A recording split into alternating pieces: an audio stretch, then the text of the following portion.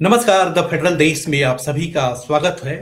हमारे साथ जो शख्स आपको टेलीविज़न के स्क्रीन पर नज़र आ रहे हैं, नाम विनय कटियार है। पहचान बताने की ज़रूरत नहीं है। जब कभी भी राम मंदिर आंदोलन का ज़िक्र होता है और उत्तर प्रदेश हो, चाहे देश का कोई भी हिस्सा हो, विनय कटियार का नाम ज़ेहन में अपने आप उभरने लगता है। जी, विनय कटियार जी से हम बात करेंगे उत्तर प्रदेश की सियासत पर, देश की सियासत पर, समाजवादी पार्टी पर, बहुजन समाज पार्टी पर, कांग्रेस पर। सर, सबसे बड़ा सवाल तो यही है कि 2027 के चुनाव में सिर्फ 1 साल बचे हुए हैं और जिस तरीके से जातीय गोलबंदी अभी उत्तर प्रदेश की जो ताज़ा तरीन जो आई है कि ब्राह्मण भोज, तो सर ये नहीं लगता कि भारतीय जनता पार्टी का जो चाल, चरित्र, चेहरा रहा है, उससे थोड़ा-सा हट करके ये सारी चीज़ें हो रही हैं। नहीं, ऐसा नहीं है। जो आप बोल रहे हो कि चाल चरित्र और उसका, तो ऐसा तो कुछ भारतीय जनता पार्टी में नहीं है। अपने हिसाब से काम हो रहा है, वो आगे भी होता रहेगा। नहीं, ब्राह्मण भोज को लेकर के तरह-तरह की बातें आई कि जिस तरीके से उत्तर प्रदेश में खासतौर से समाजवादी पार्टी आरोप ये लगा रही है कि मुख्यमंत्री जिस जाति से आते हैं, उनके अधिकारियों का एक तरीके से उनको मतलब प्रमोशन दिया जा रहा है, उनको प्रमोट किया जा रहा है और समाज के जो शेष तबके हैं, उनके साथ जो है अच्छा व्यवहार नहीं हो रहा और ब्राह्मण का इसलिए कर दिया जो है कि ब्राह्मण बनाम ठाकुर की जो लड़ाई जो रही है, वो उत्तर प्रदेश में आज की नहीं है बल्कि दशकों से। तो ये हो रहा है कि ब्राह्मणों को लगने लगा कि वो शायद उपेक्षित हैं, लिहाजा एक सरकार के ऊपर, पार्टी के ऊपर एक तरह का प्रेशर मतलब बनाया जाए। नहीं नहीं, ऐसा कुछ नहीं है। किसी भी प्रकार की कोई द्वेष भावना, जातिवाद, ये कुछ नहीं है। सब सभी वाद है वहां। सब लोग जुड़ करके काम करते हैं। लेकिन सर और एक ऐसी, नहीं नहीं लेकिन नहीं, ऐसा कुछ लेकिन नहीं। जो आपने पूछा है, जितना हमने कहा है वही सत्य है, बाकी कुछ नहीं है। लेकिन भारतीय जनता पार्टी के प्रदेश अध्यक्ष पंकज चौधरी को यह कहना पड़ा जो है कि ब्राह्मण भोज के बाद जो पहली बार हुआ, ये अब इसके बाद नहीं। और उसके बाद भी क्या है कि भारतीय जनता पार्टी के ही एक विधायक जो कि देवरिया से आते हैं, नाम शलम मणि त्रिपाठी है, फिर बाद में आया कि नहीं ठीक है, हम तो आगे वो काम करते रहेंगे। तो सवाल उठने लगा, तो खासतौर से विपक्ष की तरफ से यही आरोप लगा कि भारतीय जनता पार्टी के अंदर कुछ भी ठीक नहीं है। ठाकुरवाद का मुकाबला करने के लिए अब ब्राह्मणवाद को जमीन पर उतारा जा रहा है। इस तरह की बातें आने लगी। और जो हमारा प्रदेश अध्यक्ष बना हुआ है, उसके विषय में क्या कहना है आपको? नहीं, विपक्ष तो यही सर आरोप लगा रहा है कि प्रदेश अध्यक्ष ने जब कहा कि ब्राह्मण भोज हो गया, ये पार्टी की लाइन नहीं है, उसके बावजूद अगर ब्राह्मण भोज की बात दोबारा आती है, तो सवाल तो यहीं से सर शुरू हुआ। और ये ब्राह्मण भोज इसलिए हुआ कि वो ठाकुरों का जो एक प्रेजेंस है, उसको काउंटर करने के लिए इस तरह की कवायद जो शुरू की गई। ये सब बकवास की बात है। और उसमें मीडिया की बात है। मीडिया सब इस प्रकार की बातें कर रहा है। हम तो सब जगह घूम रहे, कहीं किसी किसी जिले में इस प्रकार की चर्चा नहीं है। किसी ने हमसे कहा भी नहीं है। मैं अध्यक्ष रहा हूं, सब जगह लोग मिलते हैं। अगर कुछ इस प्रकार की चर्चा होती तो कोई न कोई तो हमसे बात करते ही। किसी ने नहीं की। ये सब बकवास है, गलत बात है। तो सर पंकज चौधरी जो है प्रदेश अध्यक्ष, उनको ये कहने की जरूरत ही क्या पड़ी? ये तो अच्छी सी बात है कि भाई समाज का सभी वर्ग मिलजुल के और सबको अधिकार है कि भाई ठीक है, अपने अपने समाज का सम्मेलन करे, अपने अपने समाज का भोज करे। तो ब्राह्मणों ने अगर भोज कर दिया तो फिर पंकज चौधरी को ऐतराज किस बात का हो गया? उनको ये क्यों कहना पड़ा कि अब आगे नहीं? सवाल तो सर यही है और यही विपक्ष का अब आरोप भी। पंकज चौधरी, नहीं नहीं, मुझे नहीं मालूम है पंकज जी ने क्या कहा है। वो समझदार व्यक्ति हैं और कोई नए राजनीतिक नहीं है। वो भी सांसद रहे हैं, वो केंद्र में मिनिस्टर रहे हैं, अब यहाँ अध्यक्ष हैं, काम कर रहे हैं। वो सब इस प्रकार की पंकज जी कोई बात नहीं कहे। बकवास है ये बात। अच्छा सर, समाजवादी पार्टी एक बात कहती है कि उत्तर प्रदेश में अगर 2017 से लेकर के आज की तारीख में देखा जाए, तो वो कहते हैं कि ये सरकार सभी मोर्चों पर नाकाम रही है। हो सकता है कि आप इसको कहें कि ये जनरल सा एक स्टेटमेंट होता है, विपक्षी पार्टियां देती हैं, लेकिन वो आंकड़ों के जरिए कहते हैं कि भाई ठीक है, चाहे आपका समाजवादी पूर्वांचल एक्सप्रेस वे वो हमने बनाया, आगरा लखनऊ हमने बनाया, उसके बाद चाहे बनारस के डेवलपमेंट की बात हो, चाहे गोरखपुर के भी डेवलपमेंट की बात हो, उसको हमने किया। ये सरकार केवल और केवल क्रेडिट लेने की होड़ में क्रेडिट लेने की कोशिश कर रही है। खास तौर से योगी आदित्यनाथ पर निशाना साधते हैं कि वो केवल उनकी जो भाषा शैली है, उनकी बोलने की जो शैली है, उससे प्रदेश में विकास मतलब नहीं होने जा रहा या ना हो रहा है। सिर्फ क्या है कि अपनी पीठ थपथपाने की उनको आदत से पड़ गई है। ये सब मीडिया का किया हुआ धरा व्यवहार है। योगी जी ने कभी ऐसा नहीं कहा। अगर कहीं लिखित हो तो हमको बताओ, कागज दिखाओ कि योगी जी ऐसा बोले हैं। हमको तो नहीं लगा कहीं बोले हैं ये वो भाषा। वो योगी जी के ऊपर आरोप लगाते हैं कि योगी जी की जो भाषा शैली है, वो सभ्य शैली नहीं है, वो डराने वाली है, वो बुलडोजर की शैली है, बुलडोजर संस्कृति है। उत्तर प्रदेश में बुलडोजर 2017 के पहले किसी कल्चर के तौर पे नहीं थी, लेकिन इस सरकार को बाबा बुलडोजर और बुलडोजर कल्चर उत्तर प्रदेश में आ गया है कि किसी के ऊपर आरोप लगता है, उसके घर पर बुलडोजर चल जाता है। लेकिन यह है कि वही आरोप किसी नहीं ठाकुर नहीं, कुछ नहीं, कुछ नहीं। बुलडोजर तो उनके ऊपर चलने ही वाला है। जो लोग गड़बड़ लोग हैं उनको माफ नहीं किया जा सकता है। बुलडोजर अगर चल भी रहा है तो एक दो जगह गया है, जरूरत पड़ी होगी तो उसकी बुलडोजर की काम किया गया होगा। लेकिन सर समाजवादी पार्टी यही अखिलेश यादव बार बार यही कहते हैं कि बुलडोजर सेलेक्टिव तरीके से चलता है। जब जो है मुख्यमंत्री के जाति से संबंधित लोगों के ऊपर आरोप लगता है या दोषी पाए जाते हैं, तो उनके मकान पर बुलडोजर नहीं चलता है। लेकिन वही अगर मुस्लिम समाज का कोई व्यक्ति हो, अगर उसका नाम आ भी जाता है, तो उसके ऊपर बुलडोजर चल जाता है। वो कोई समाज जो है मतलब गैर अगर ठाकुर है, गैर राजपूत समाज का है, तो उसके घर पर बुलडोजर चल जाता है। लेकिन ये बुलडोजर और जगहों पे नहीं चलता। वो बार-बार जैसे कोडीन का भी ज़िक्र कर रहे थे, कोडीन सिरप में कि सबको पता है कि कितने आरोपी हैं, किनके जिनके ऊपर आरोप लगा है, वो मुख्यमंत्री के स्वजाति हैं, लेकिन किसी के ऊपर कार्रवाई नहीं हुई और आज की भी तारीख में कोई कार्रवाई नहीं हो रही। किसी के ऊपर कार्रवाई नहीं हुई है कि वो उनके जाति के हैं। कौन ऐसा है व्यक्ति जिसके ऊपर कार्रवाई, जिसने गलत काम किया होगा, नहीं हुई? ये बिल्कुल झूठ है। संभल में जो प्रकार का काम हुआ है वहां पर बुलडोजर चला है और जरूरत पड़ी तो मुसलमानों के भी घर तोड़े गए। और ये सब काम जो गलत हो रहे हैं, तो आप ये समझ लो या तो वो लोग सब ठीक हों। अब संभल में मामूली काम हुआ था, 20 लोगों को मार दिया मुसलमानों ने, वो माफ किया जा सकता है क्या? ये केवल आरोप प्रत्यारोप लगाने की बात हो रही है। योगी जी वही काम करते हैं, न जाति देखते हैं न धर्म देखते हैं। अगर गलत काम होगा तो बुलडोजर जाएगा और वो काम करेगा। लेकिन सर समाजवादी पार्टी तो बार-बार यही कहती है कि क्या मुसलमान इस प्रदेश के वासी नहीं हैं?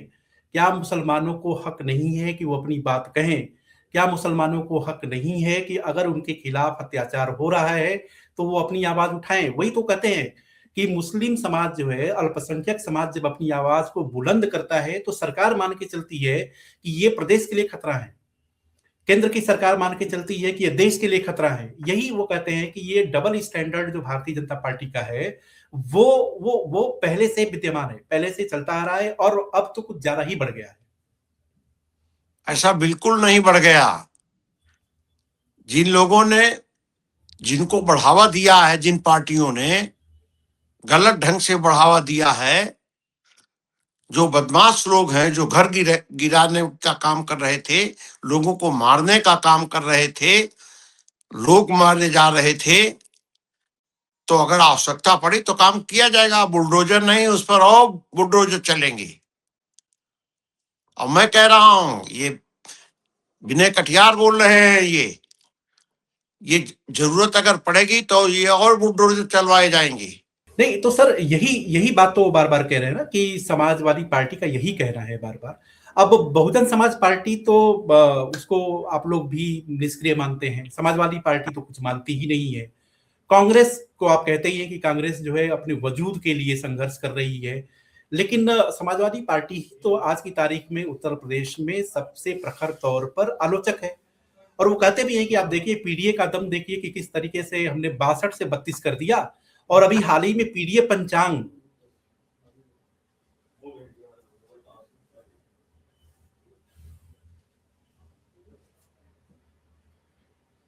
अभी हाल ही में समाजवादी पार्टी ने पीडीए पंचांग भी जारी किया है। तो तो आपको समाजवादी क्या लगता पार्टी ने जारी किया होगा। समाजवादी पार्टी क्या कहती है, क्या करती है, उसका विचार उनको दोबारा करना पड़ेगा। पहले तो चाचा और भतीजे, उन्हीं की लड़ाई जरा ठीक हो जाए, उसी से मालूम हो जाएगा क्या है कैसा है। तो इसलिए ये सब बात गलत है। लेकिन समाजवादी पार्टी ये बार बार कह रही है कि पीडीए जो पिछड़ा दलित अल्पसंख्यक समाजवादी क्या कह रही है? पीडीए पीडीए पीडीए, ये पीडीए है क्या चीज? ये ये सब जातिवाद का मामला है और कुछ नहीं है। अखिलेश जी ने जो बात कही है वो इस समय समझ नहीं पा रहे हैं,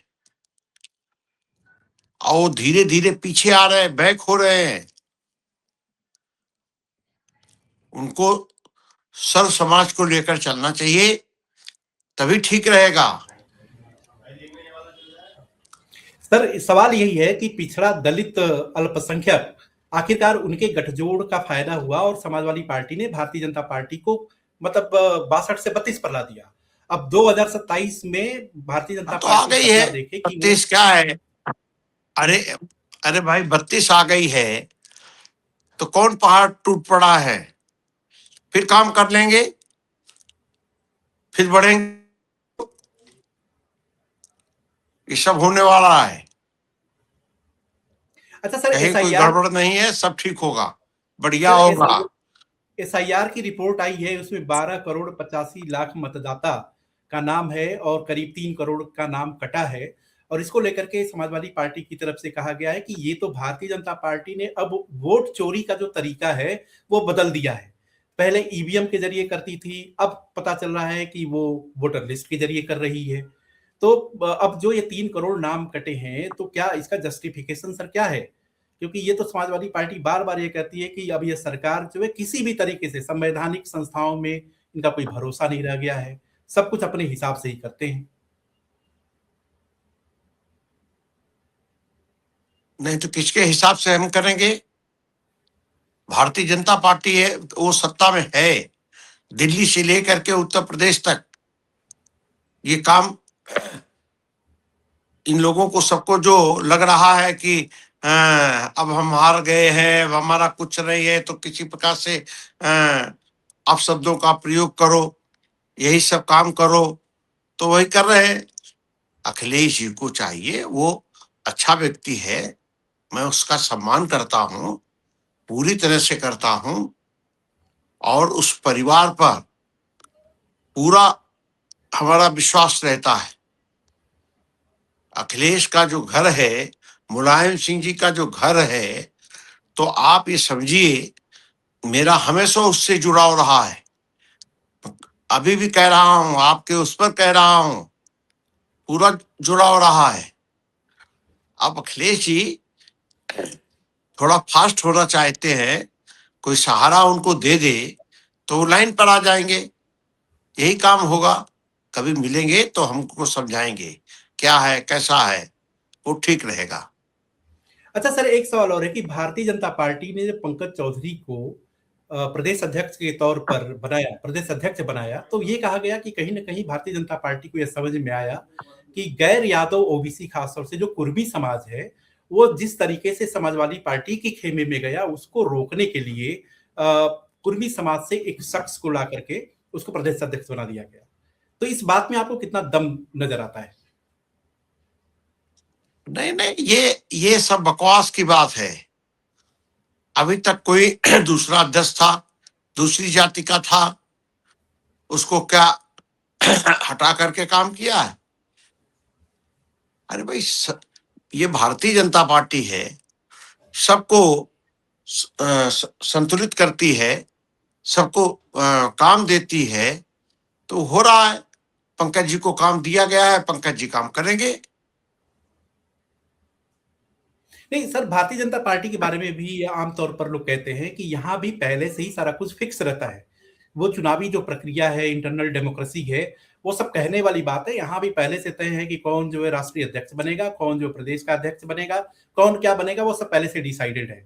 वो ये है कि खासतौर से कांग्रेस के नेता राहुल गांधी हो, प्रियंका गांधी हो, बार बार इसका आरोप लगाते हैं कि भारतीय जनता पार्टी बेमतलब की बात करती है, वो खाली दिखावे के लिए इंटरनल डेमोक्रेसी, अदरवाइज है नहीं। कांग्रेस उसमें कहां से आ गई? कांग्रेस तो केवल रायबरेली तक सीमित है, इसके अलावा कहीं नहीं है। वो खत्म, कांग्रेस पार्टी खत्म। लेकिन राहुल गांधी तो कहते हैं कि उखाड़ फेंकेंगे, जो है 2027 में भी उखाड़ फेंकेंगे, 2029 में भी फेंकेंगे। मतलब एक भारतीय जनता पार्टी मुक्त उत्तर प्रदेश भी होगा और देश भी होगा। पहले पहले वो रायबरेली से चुनाव जीते हैं, वहां साउथ से एक जगह से जीते हैं, बाकी जगह कहीं स्थान नहीं है उनका, कुछ नहीं है। सर आखिरी सवाल ये है कि इस तरह की भी खबरें हैं कि आप अयोध्या से चुनाव लड़ने का मन बना रहे हैं, तो इसमें कितनी सच्चाई? अभी तो हमने कुछ सोचा भी नहीं है, हमारे अभी दिमाग में भी नहीं आया है कि हम लड़ने जा रहे हैं। अगर सर पार्टी कहेगी, पार्टी अगर कहेगी, सियासत में कहा भी जाता है कि संकेत बहुत कुछ कह देते हैं। मतलब आपकी जन्मभूमि कोई कानपुर है संकेत नहीं है। और कर्मभूमि आपकी अयोध्या, आपकी जन्मभूमि कानपुर, अयोध्या आपकी कर्मभूमि, और आप जो अपनी कर्मभूमि में जाकर के एक बार फिर 2027 का चुनाव बड़े अंतराल के बाद, बड़े लंबे समय के बाद जो है वहां पे लड़ना चाहते हैं, और उसको सियासी नजरिए से भी देखा जा रहा है। अब भाई मेरा घर है वहां पर, और हमारे पूज्य पिताजी ने बनवाया है, हमने नहीं बनवाया है। हमारा घर है तो घर पर तो रहेंगे ही, और वहां से हम काम भी करते रहे हैं, तो स्वाभाविक है हम तो वहीं रहते हैं अयोध्या में ही। सवाल यही उठा आपको कि मालूम नहीं है, आपको मालूम नहीं है कि अयोध्या में ही हम रहते हैं और नहीं कहीं रहते हैं। कभी कभी यहाँ आ जाते हैं लखनऊ, कभी कभी, और अपने पैतृक गांव के अंदर तो जाते ही नहीं है कि। लेकिन लेकिन सर सबसे बड़ा सवाल एक और होता है कि जो अभी जो चर्चा छिड़ी है, 2017 में भी आप चुनाव लड़ सकते थे, 2022 में भी, 2024 में भी कुछ मतलब आवाज आई कि शायद आप फैजाबाद से इलेक्शन लड़े, हालांकि लल्लू सिंह वहां से इलेक्शन लड़े थे। तो अब 2027 को लेकर के मतलब एक तरीके का है कि कहीं ना कहीं जो सीएम योगी आदित्यनाथ के ऊपर भी वो भारतीय जनता पार्टी के अंदर ही कई खेमेबंदी है, गुटबंदी है, और एक तरीके का जो है एक प्रेशर बनाने की कोशिश।